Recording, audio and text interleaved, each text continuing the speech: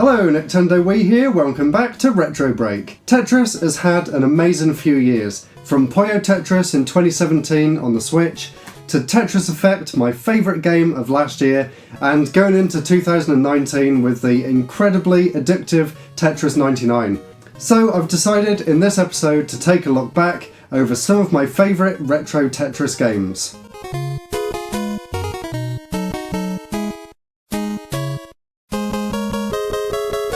The first one I want to talk about here, of course, is the original Tetris for the NES. This Tetris game was actually one of the very first games that I ever played. Not just a Tetris game, one of the very first games that I ever played, ever. My parents actually had this on the NES. They got it when I was about 2 years old, I think, so as far back as I can remember, I've been playing Tetris. And I remember my mum actually used to be really good at Tetris. The reason I'm so good today is because I kept challenging her to see who could manage to get to 100 lines first.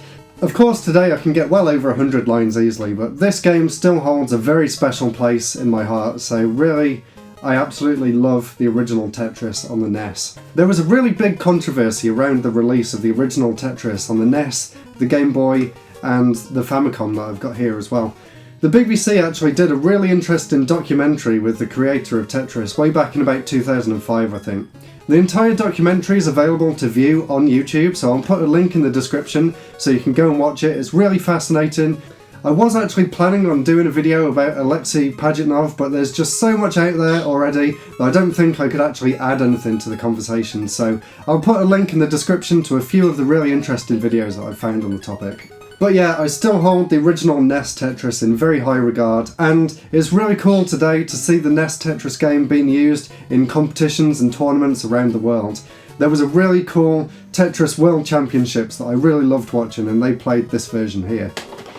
The second Tetris version I'm looking at today, and probably the one that most people know, the original Game Boy version of Tetris. It's actually a little bit different to the NES one. Of course, this has the very classic, iconic Tetris music that can easily get stuck in your head for weeks on end.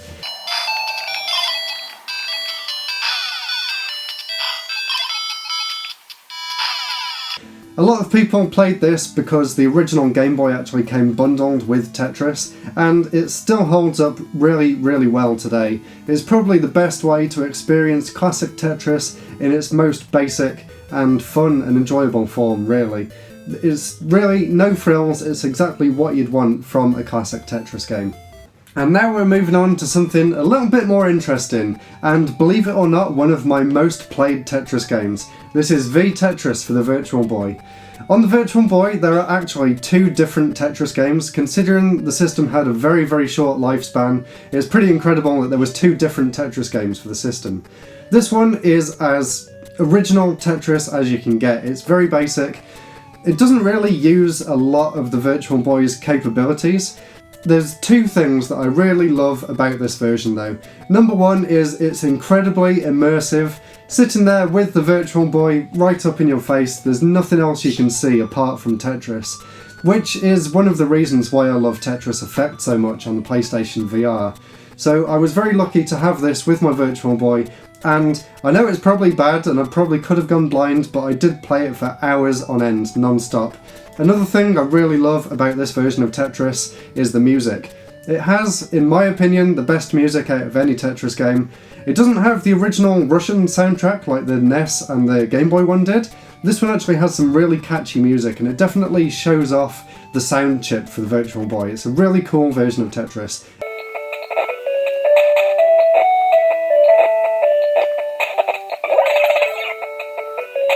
And unfortunately it's never been re-released or anything, but it was actually, I did look it up, it was actually made by Bulletproof Software, the people who made the original Famicom and NES Tetris games, so you can definitely be guaranteed a good time if you've got a Virtual Boy and you want a bit of Tetris action on it.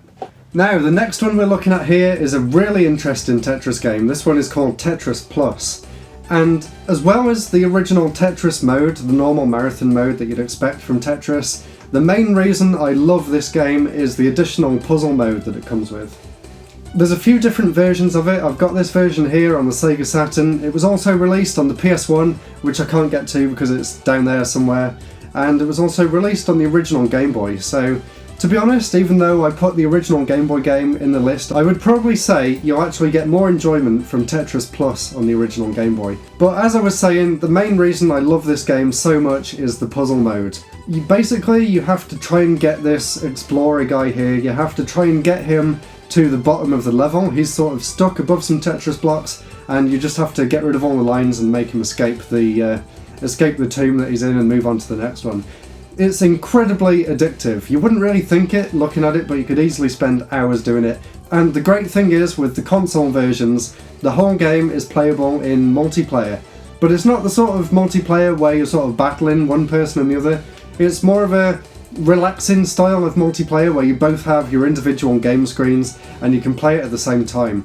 I actually did, back when I started uni, I did a Let's Play of Tetris Plus with a friend at uni. Unfortunately, I think one of the videos isn't there anymore because of a copyright strike, so it's kind of unfortunate, but I'd highly recommend Tetris Plus if you've got PS1, Sega Saturn or original Game Boy.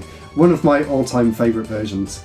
And now, getting a bit more modern, my absolute favourite version of Tetris to date, apart from Tetris Effect because that one's a bit different, this is Tetris DS. I'm sure you can already tell it's very Nintendo. It's full of Nintendo characters, there's sprite pixel art all over the screen, there's 6 different Tetris modes, there's a really good multiplayer mode, it's got the original mode in there as well, of course. It's basically everything you could want from a Tetris game.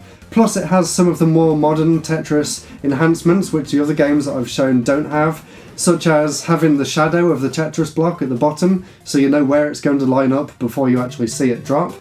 And you can also hold a Tetris block by pressing L, and you can press up to make the block drop instantly. So everything that you've come to expect from a modern Tetris game, this is definitely the most fun version, Tetris DS. So this is kind of where Tetris sort of split off into the more modern Tetris games, which I'm not really going to cover in this episode, but I couldn't really pass up the opportunity to talk about Tetris DS because it is amazing. So there you go, that was my 5 favourite Tetris games. Let me know some of yours down in the comments below. I know there's literally hundreds of different versions of Tetris out there. I really hope you're enjoying Tetris 99. If you want to add me on the Switch, I'll put my friend code down here, and go and follow me on Twitter and you can add me through that way as well. So anyway guys, thank you so much for watching, and I'll see you next week for another episode. Goodbye!